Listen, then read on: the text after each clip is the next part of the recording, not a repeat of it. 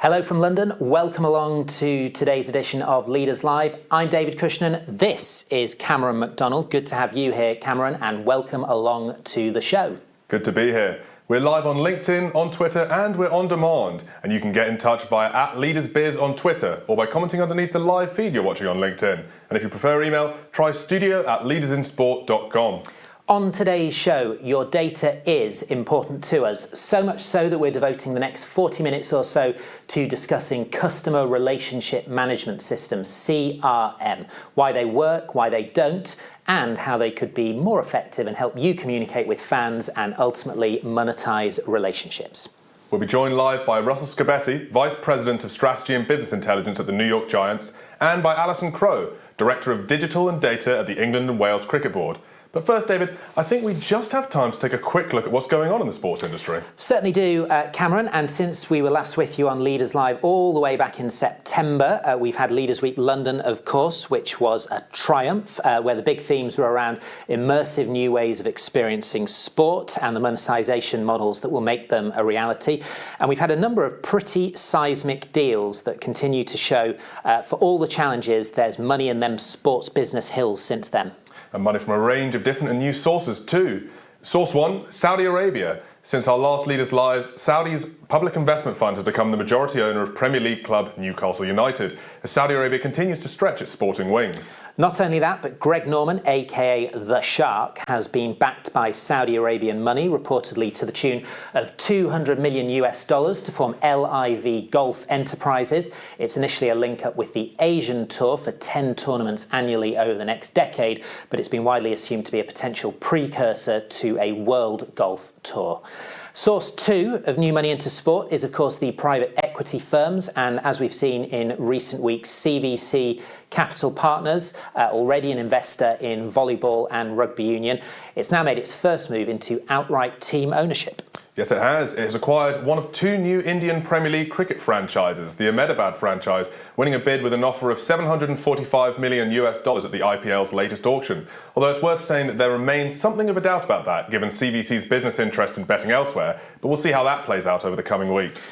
New money source three looks like the crypto sector. Big deal overnight as Los Angeles Staples Center, home of the LA Lakers and LA Kings, plus all your favorite musical acts, is getting a new name. Crypto.com is that name. They've bought the naming rights for a cool $700 million over 20 years, one of the biggest venue naming rights deals yet, and another indication of the willingness of a new wave of crypto-related brands to start marketing and investing in sponsorship. They won't be the last. They certainly won't. And finally, a fourth source, not so new, but a reliable source of investment in the sports industry.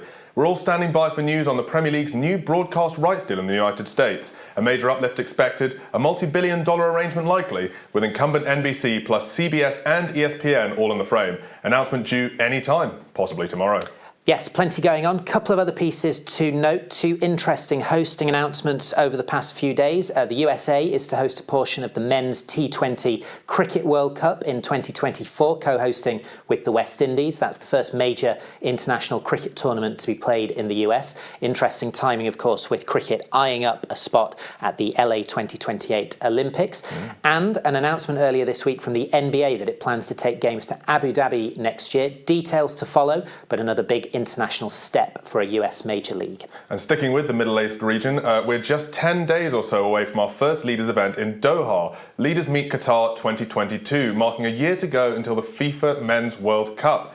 It's a two-day hybrid event, Sunday 28th and Monday 29th November. We'll be on the ground in Doha and you'll be able to watch day two streamed live via the Leaders Meet digital portal, plus all the highlights from day one also available on demand. Yes, should be really good fun, really fascinating as well. We've all been charting the Qatari journey towards the World Cup for the past 11 years. The array of new stadiums, the changes to the football calendar to accommodate what will be for us in Europe a Winter World Cup. The spotlight shining on Qatar as its international profile grows. And we'll be hearing about all the latest preparations for the World Cup from all sorts of angles.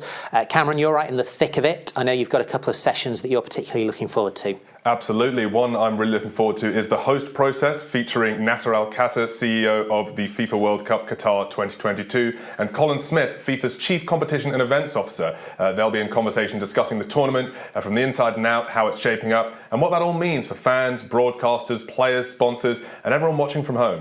We will also hear from Youssef Al-Abadli, beIN Media Group's CEO, from former England manager Roy Hodgson, former player-turned-manager Nigel de Jong, plying his trade in Qatar at the moment, and from a range of international organisations, La Liga, One Championship, Elevate amongst them. Should be really good. A reminder, it's Sunday the 28th, Monday the 29th of November, a week on Sunday, and if you're not able to be with us in Doha, it's free to sign up to access the sessions live and on demand, and a big thanks to our partners Aspire Zone Foundation, beIN Media Group, Generation Amazing, and Jasor Institute. Looking forward to it. Now on Leaders Live, it's time for today's big question, which is... why doesn't your CRM system work? And that, of course, is a way into a discussion about how to compile data about your fans, your audience, and then how to use it. Indeed, and with more information available from more sources than ever about fans, there's a greater need for an effective, efficient CRM system. More on that in a moment from the New York Giants and England and Wales Cricket Board. But first, let's bring in our resident expert for the afternoon, and it's a pleasure to have with us once again Phil Sharp, COO, Managing Director of Infront X with us. Phil, hello, great to have you back on the show. Hi, David. It's great to be back too. It was nice to see you in person the other week as well. I enjoyed Leaders London. That was tremendous. Thank you. It's good to be back. Thank you very much. Great to have you through the show. We're talking the good, bad and the ugly of CRM systems today. Phil, you, as we have talked about before, you speak to clients across the industry, to all sorts of organisations, rights holders. What's your take on what makes a great one? So don't put the cart before the horse is probably what I'd say, meaning get your objectives laid out first. There's many times we've been brought in to rescue situations with CRM systems, so to speak. And what we find is often the mentality has been, if we collect enough data and we pull it all together, something will come out of it. It's kind of an, if we build it, we will get results. And I find that often what's needed is a more objective driven, what are you trying to achieve? What do you want this data to help you with? And then accompanying that with kind of a walk before you run mentality. Don't build something so big that you can't find your way around it. Structure it towards objectives, start small, then build big. But I'm really interested to hear what Alison and Russell have to share about their experiences and to chat with them about their successes and maybe some of the challenges too. Fantastic. Thanks for that, Phil. You'll be with us throughout the show. And let's bring in our first guest now. It's always good to get a perspective from the NFL, and even better when from the world's #1 media market, New York. Here to share his view on fan data and how it's used is Russell Scibetti, Vice President of Strategy and Business Intelligence. Thanks for having me, guys. Good to see you. Good to see you as well, Russell. Great to have you on Leaders Live. And let's get your view. What should a great CRM system look like?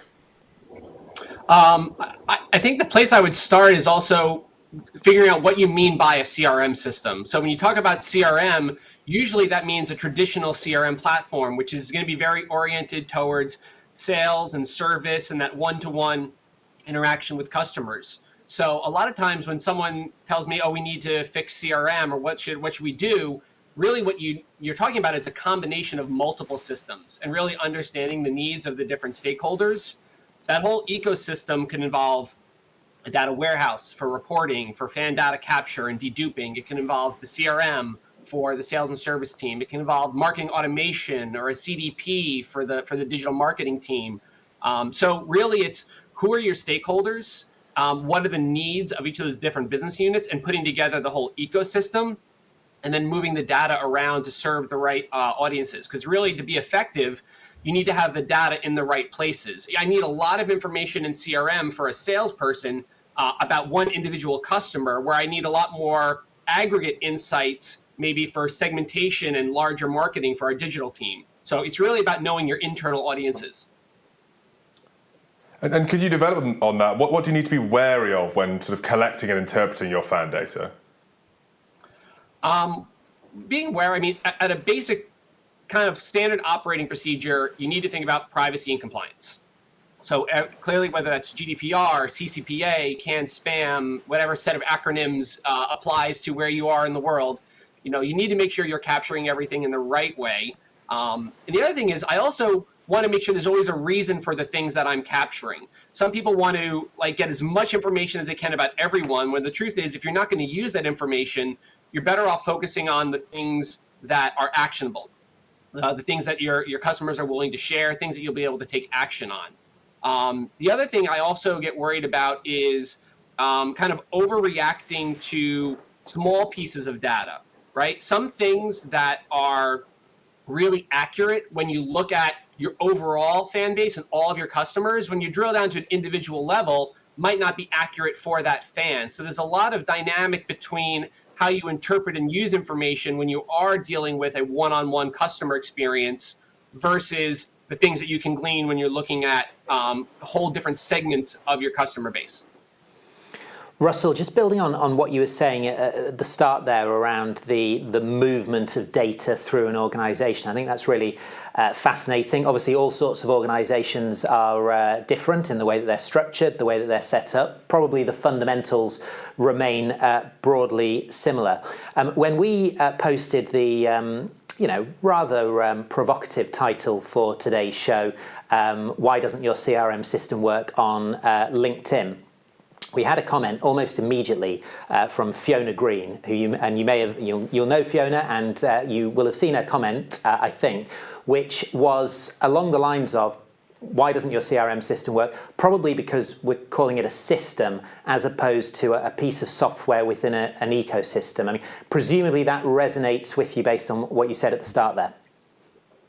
Yeah, it absolutely does. CRM and your data ecosystem is a lot of moving parts. It's a cliche, but you hear someone talk about the 3 Ps: people, process, and product, right? There's a number of different types of CRM softwares. There's a lot of types of different add-on products.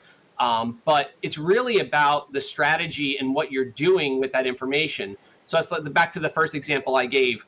Really traditional CRM, your Salesforces, Microsoft Dynamics, SAPs, those types of companies are going to have the biggest impact directly on staff that are talking to the customer, outbound sales, inbound sales, customer service, like really shaping that view of the fan. If you're in an organization that doesn't have a large sales staff or a service staff, the impact of that particular piece of software, the CRM, if you will not be the same. You might be putting your time and energy into the wrong system for the problem you have. So it definitely starts with strategy. It definitely starts with putting data into the hands of different stakeholders, and that's going to be a combination of traditional CRM and other pieces of technology to kind of get to your end goal. Yeah, absolutely. Different needs for different areas. At the New York Giants, what would you say there is about your fans that you don't know that you'd really like to? In a perfect world, I want to know every person that walks in that building. I mean, in a perfect world, I'd like to know everyone. We've put a lot of emphasis on really not just leveraging being the biggest market in the country, but like becoming direct to consumer, really capturing as much information we can about the whole audience so we can really target our messaging. We've made a big shift to digital ticketing. Our building is 100% mobile ticketing this year, so that's gone a long way to helping us understand really who the attendees are, not just who the customers are. We're going to keep trying to build momentum there.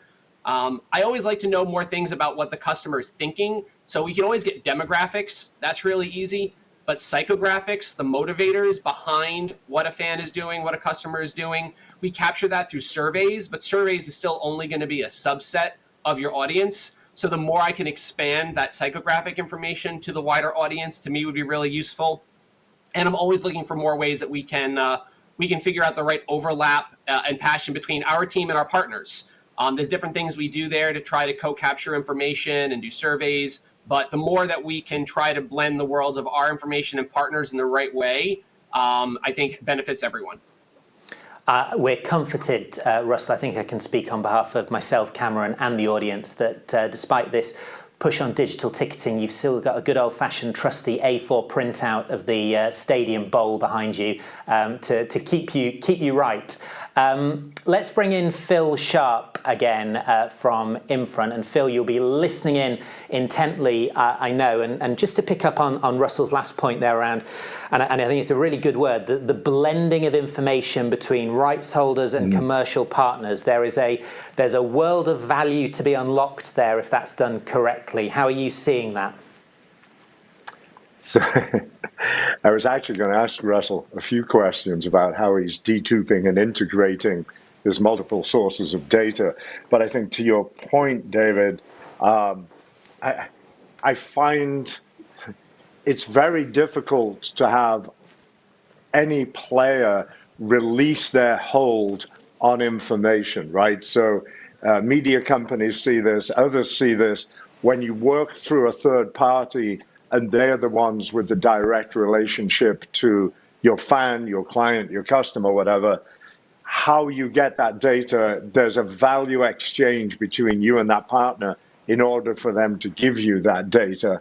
I don't know how the NFL and the Giants play with that, but I'm sure, Russell, that's something you've had to contend with over time. And then your third-party partners, that all plays in too. To David's point, Russell, maybe you can talk a little more about how you overcome those challenges, if they are indeed challenges for you. Oh, there's still challenges, and there's definitely a privacy element, right? We're never going to just directly share and send data back and forth. The partners are going to protect their PII, their personally identifiable information, same way we will.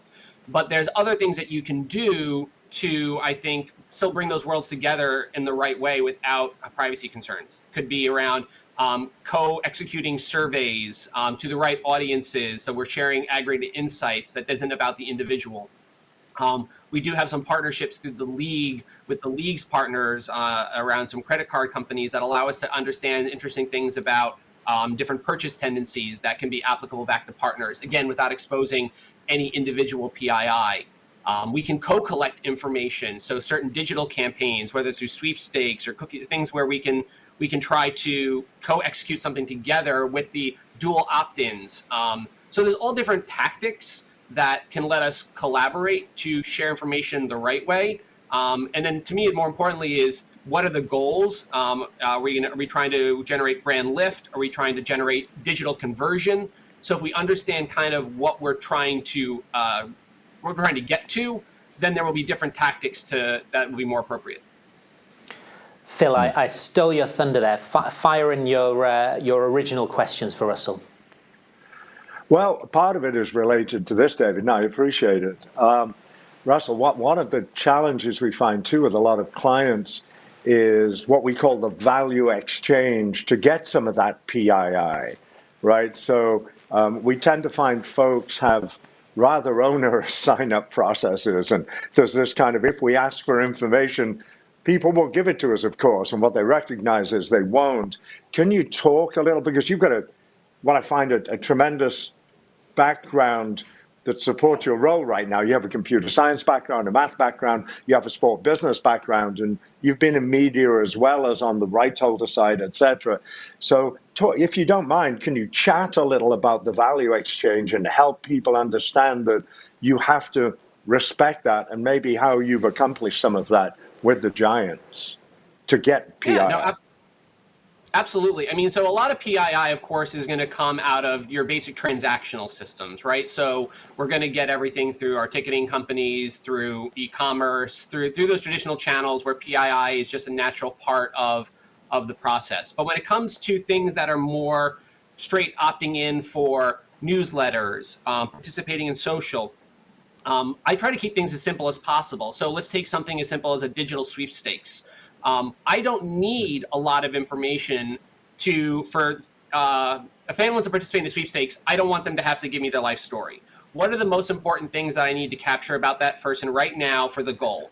And that's going to be a name, an email address, an opportunity to opt in, some type of geographic information so we can identify whether this person could potentially be a prospect on the ticketing side versus someone that's mostly just going to live in the digital or the merchandise side of things. So I try to keep the initial collection as light as possible.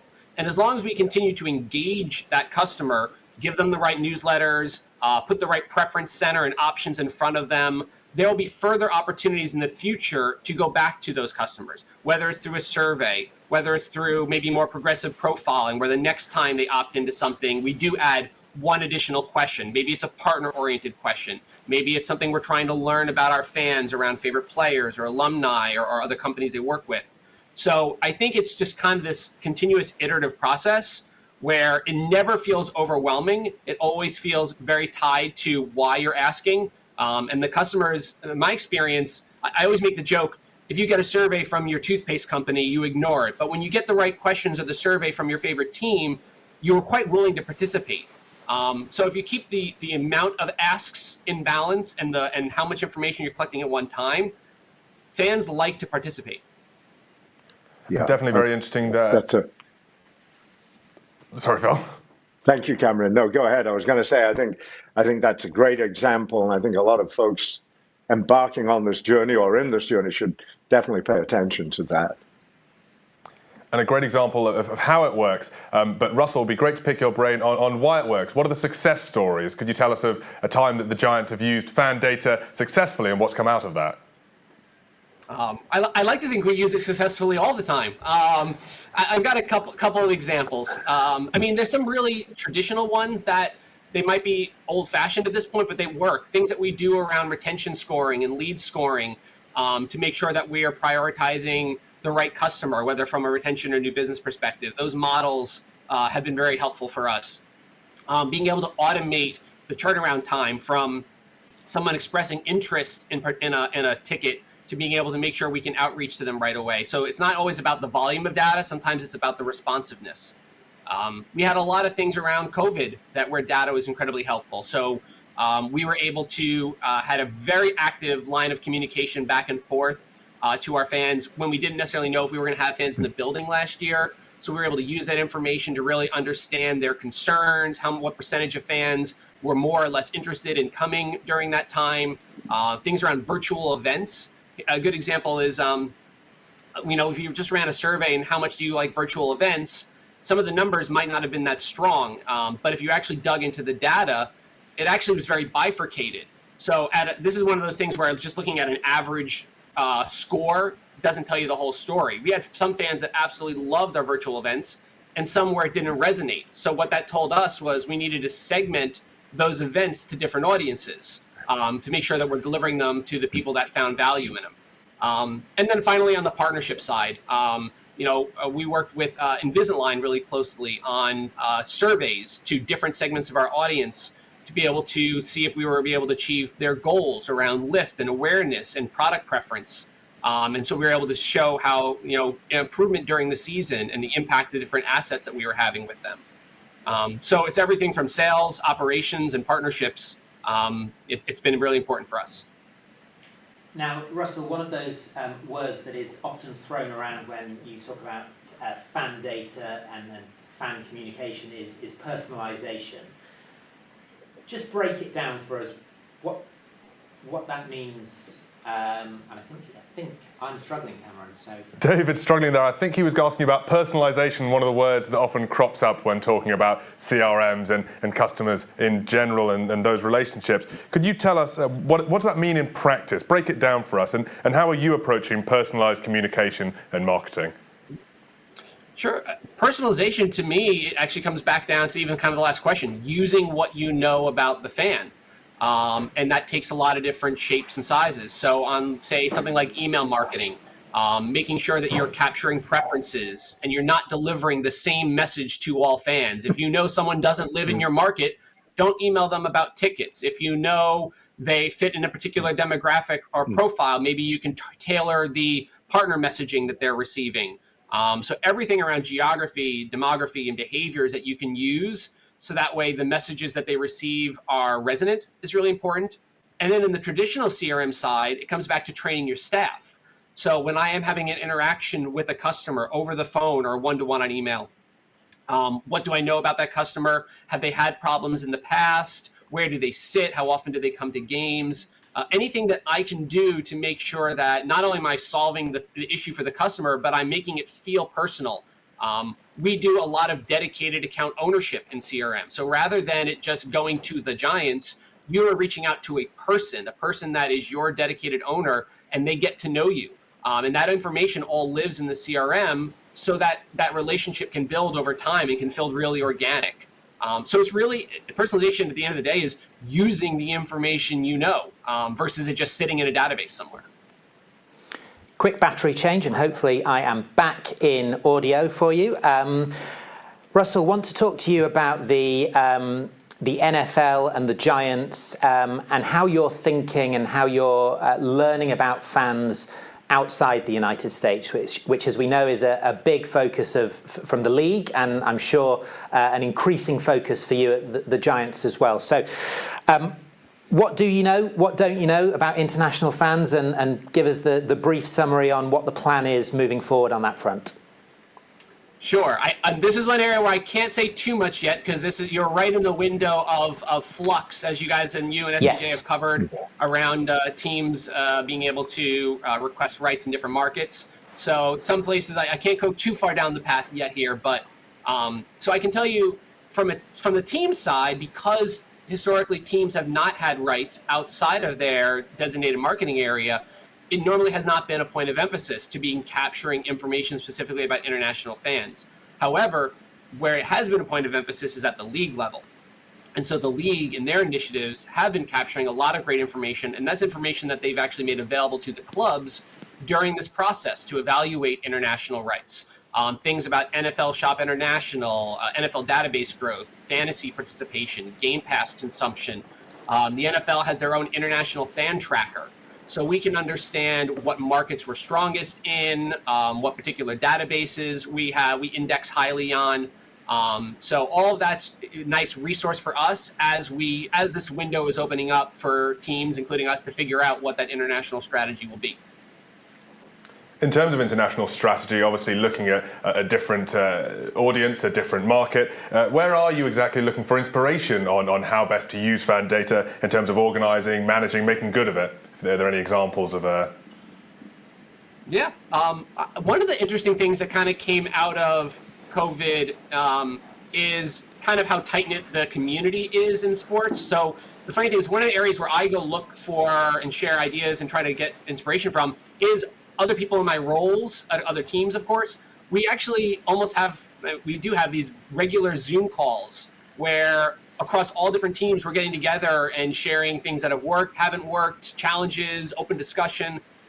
So I feel like really during this time where we're all stuck at home for months on end, we came together virtually. So that's been kind of my rock that I go to for inspiration and somewhere I can learn from. I've actually, and same thing on COVID, I've looked at some of the analysis and trends, things that all the analysis of the pandemic has shown around leading versus lagging indicators. I also look at our partners. So, I was having a conversation with one of our financial partners the other day who recently rolled out a similar Salesforce platform to us and talking about their virtual staffing and how they were able to transition during the pandemic. And we were talking about different tactics that we use. So I think it's really interesting. You have this partner ecosystem too. They have a lot of the similar challenges on data, and you can collaborate, even if it's not collaborating specifically about the partnership. I think there's a lot we can learn from each other. Russell, super interesting to talk to you as always. We've run out of time, but fantastic to get your input and insight. Thanks ever so much for being with us.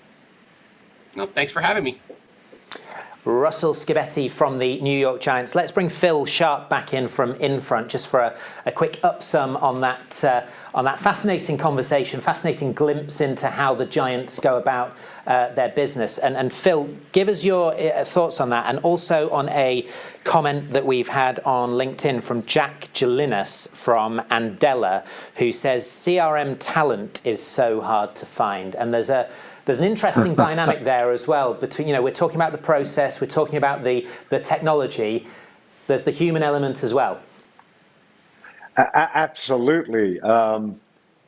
First of all, like I complimented Russell on his background. I think he has a great kind of career history to lead himself to the role he's in.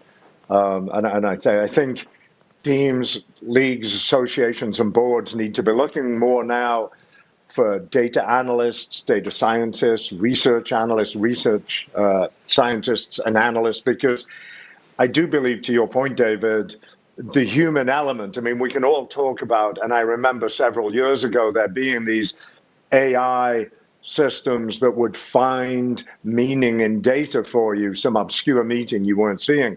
But at the end of the day, as Russell said, you can look at an aggregated score or an average or anything like that, and you can miss what's really in the data when you dive into it. I think Russell said, the bifurcation of the two different audiences who responded to the survey, and you get some real insights from that. So I agree with the comment that it's difficult to find these folks. We're actually ramping up our capabilities in this area because we're getting a significant demand from people in the product strategy and product growth area. And to enable product growth and product strategy, you have to dig into this data. And I'll finish with an echo on what Russell said when he started out. CRM, to me, is a vast understatement of what you need to actually accomplish the goals that a lot of the different internal stakeholders are looking for. Good stuff, Phil. More from you in a second. And thanks again to Russell. A bit more now on the NFL's wider efforts to learn more about fans near and far. We asked Ben Fisher, NFL football beat writer on the business front, of course, at Sports Business Journal, to fill us in. Customer data through the direct-to-consumer businesses is increasingly becoming the lifeblood of the NFL in 2021. Of course, they still make their money from the media rights and the IP rights and sponsorship deals and tickets and merchandise and so forth. But those business lines are mature, at the very least. And right now, the NFL is focused on developing its consumer database. Going into this season, there were 120 million names and email addresses on the NFL's database, and it's grown by 2 million already this year just through ticket sales.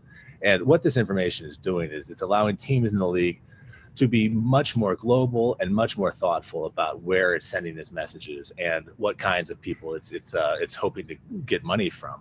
For as long as sports have existed, team marketing departments are mostly ticket-based businesses. It's mostly trying to get people to buy tickets.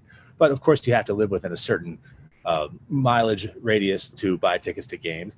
The NFL is more and more looking at global fans. So through mobile ticketing, but also through things like Madden, the NFL is learning to find people where they are. A great story I wrote about this summer was the Kansas City Chiefs finding new fans who said they were fans of the Chiefs through the NFL video game Madden. They'd never been to a game, never bought merchandise, but they might live 2,000 miles away, but play the Chiefs in Madden. And that's the sort of the data that they're using to find new fans and also share that data with new sponsors, dramatically increasing the value of the sponsorship deals in addition to finding new fans. For the Sports Business Journal, I'm Ben Fisher.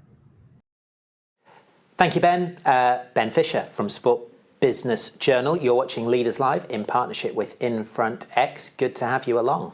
And as we've been discussing, the process of collecting and utilising fan data is one of the hottest topics around in sports at the moment, and it's also the basis for our latest special report. The report is free to access and provides a holistic view on what rights owners need to be thinking about when it comes to owning the fan relationship, with expert advice from executives at Major League Soccer, Volleyball World, Tennis Channel and the Chicago Bulls. Visit leadersinsport.com/fan report to download your copy.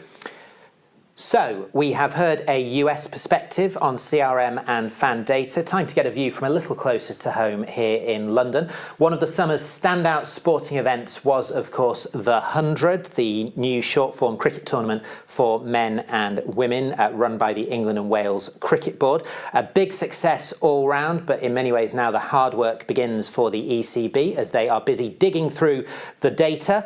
Joining us on the line to tell us how they are going about that and a lot more besides, delighted to have with us Alison Crowe, Director of Digital and Data at the England and Wales Cricket Board. Alison, great to see you. Likewise. Hi, David. Hi, Cameron. And we're going to start with the same question that we posed to Russell right at the start. In your view, in the ECB's view, what does a great CRM system look like? It's interesting because I think a lot of what's been said already definitely resonates with me. In terms of great CRM, it's all about getting the right balance of content, frequency, timeliness and personalization, and overall being authentic doing that.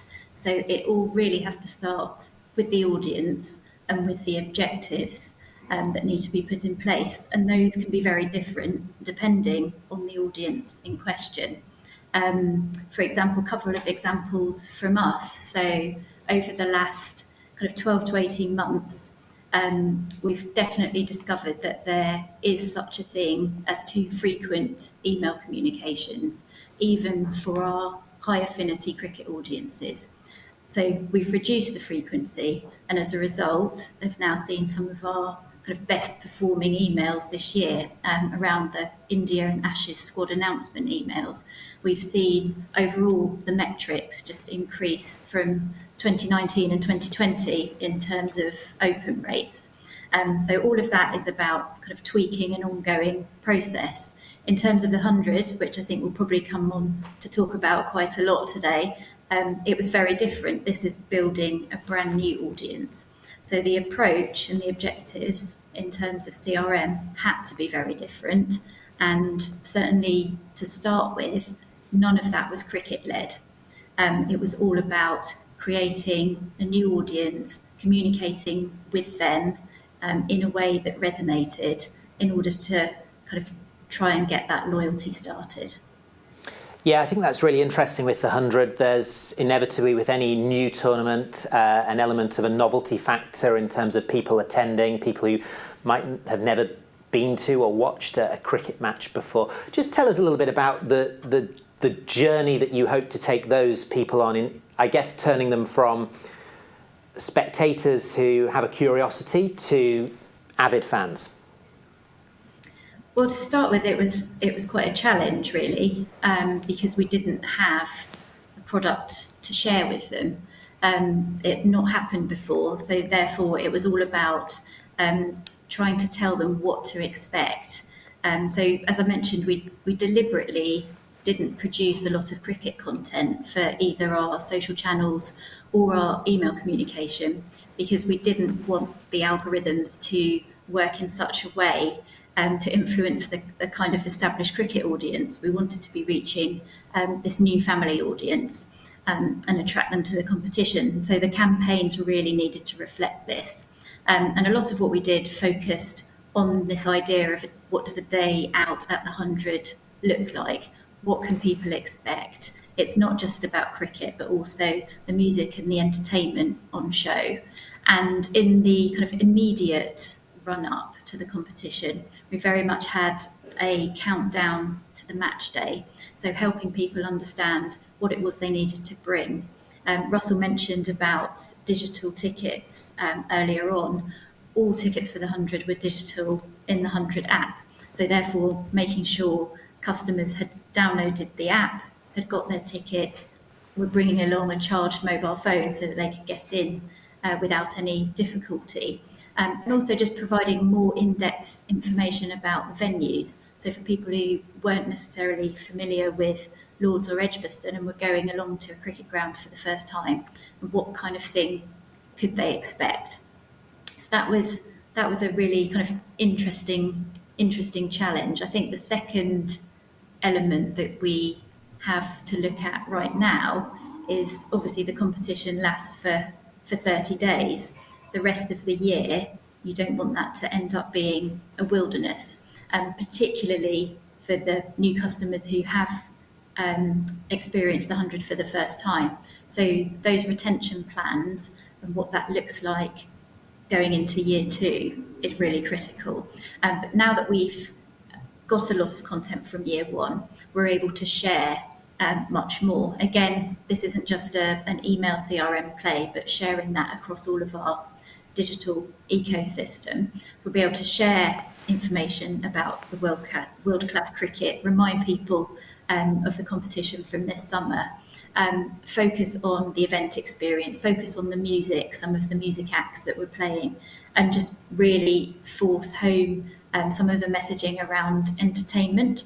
And this then helps going into 2022 when we're thinking about what the fixture calendar will look like and going into ticket buying windows. So probably the third area as well, just thinking about those new audiences, is we're very, very conscious that we have a cricket portfolio. Some of our audiences will already have engaged with some of our other cricket content digitally. And so we have a fan data platform in place where we're able to understand more about our audiences in terms of their behaviour, and being able to enhance the explicit data we have about people in terms of their ticket buying, their attendance, what they've engaged with, and add to that in terms of other data points from how they're looking at our cricket content online. We're then able to kind of provide other opportunities and signpost other cricket products, cricket formats, playing opportunities, some of our national programmes, for example, to these audiences where we know they're already engaged. And definitely a very interesting case study indeed, as you say there, not just engaging with existing fans and not just bringing people in for the day, but turning people who come in into new long-term avid fans. And so I'm going to ask you a question that we asked Russell earlier, but I anticipate a very different answer. What data is there about these fans and these would-be fans that you don't have but would like to?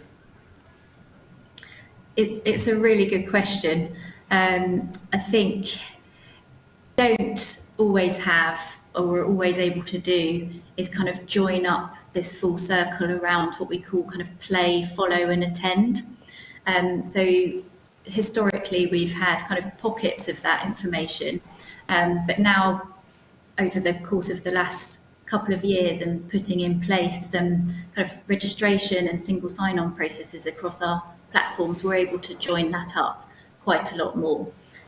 So thinking about the ecosystem, again, as Russell said, it's not just about CRM. And I suppose in our case, CRM is less about the sales side of things, but more about the communication. But thinking about the content that people are engaging with, where they are on social channels, the products that they're engaging with as well, being able to add all of that information together is really what we're trying to achieve. So we'd love to know, for example, what capacity our audiences have for the inclusion of more cricket in their lives. So is it the case that they're kind of frequent attendees, but it's kind of rare but regular? What is cricket competing with for them? Do they have time for more? And understanding some of the nuances around their digital customer experience. So we've got this kind of concept of explicit data that we've captured and then adding to it with more of the implicit data. I think for our established high affinity cricket audiences, we went through a research process to really understand what the value exchange was for them. So before we introduced the registration wall, going through research to understand if giving us explicit data, making sure we're not trying to capture too much, to Phil's point earlier, and what they will get in return in terms of content, exclusives, early indicators on ticket windows, that kind of thing. So we had those hypotheses, and going through the research and actual implementation has proved to kind of show the value of that value exchange. With the new audience, it's slightly different, obviously, but again, being able to understand the explicit data and using our FDP, adding some of that behavioural data on top, will really help us understand if we have the capacity to increase cricket consumption for those audiences. We've just got a few minutes left, Alison. It's really fascinating stuff. And on a monitor just to my left, I can see Phil Sharp nodding vigorously as you were talking there. So let's bring him in for a comment and maybe a question for Alison, Phil. Sure, yes. Thanks, David. I've got to be honest, Alison, I'm sitting here tremendously envious of you and the ECB. I think you've had a rather unique opportunity and you're doing a great job of launching what I consider to be a new product, a new experience. And I think everything you're doing sounds exciting. You're doing it the right way.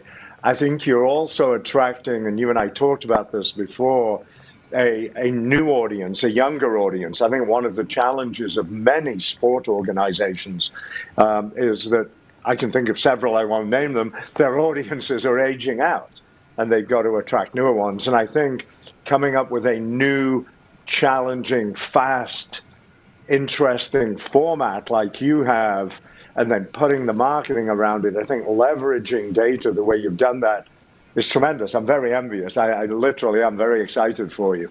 I have many questions, but one I would start at the beginning.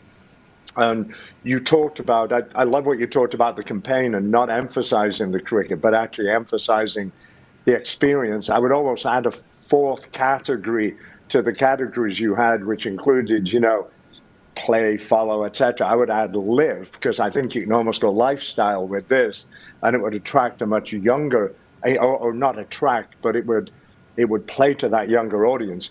My question is, what data and who did you go to get it, to know who to send your initial marketing messages out to? Did you segment? Did you not?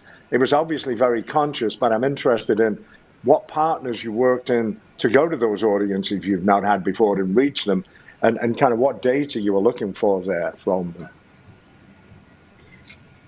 Sure. To touch on the audience point, I think it was a very deliberate strategy from the get-go in terms of attracting that new audience and having the research and the evidence behind us and behind initially marketing in terms of this is the strategy for this new competition and this is how it fits in with the portfolio of products.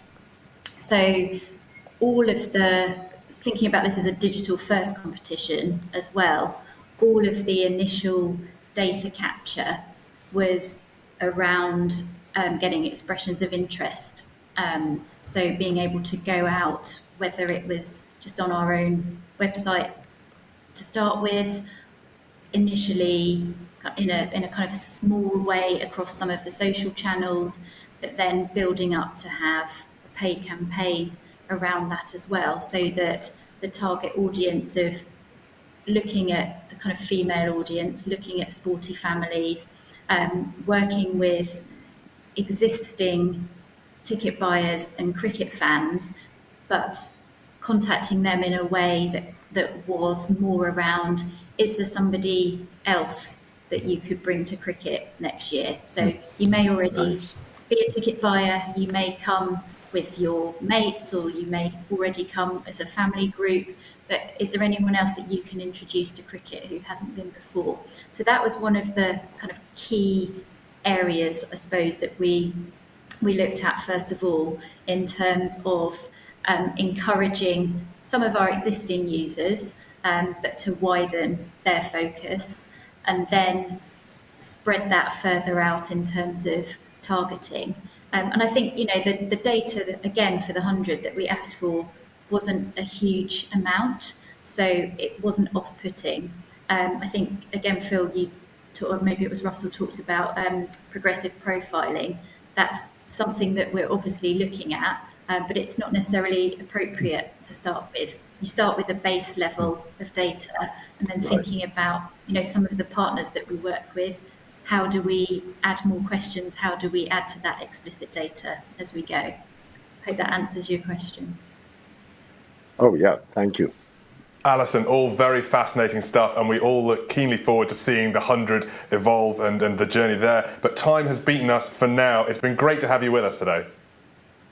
Thanks very much. You're very welcome. And Phil, likewise, fantastic to have you on the show again as our resident expert. I think we've got another date in the diary in December, so look forward to chatting again then.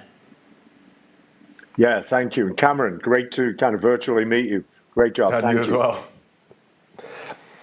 And that's just about it for today's edition of Leaders Live. Thanks again to Phil, Russell and Alison for being with us. And thank you to you, Cameron. Great debut. We are back with another edition on December the 15th. We'll go again then.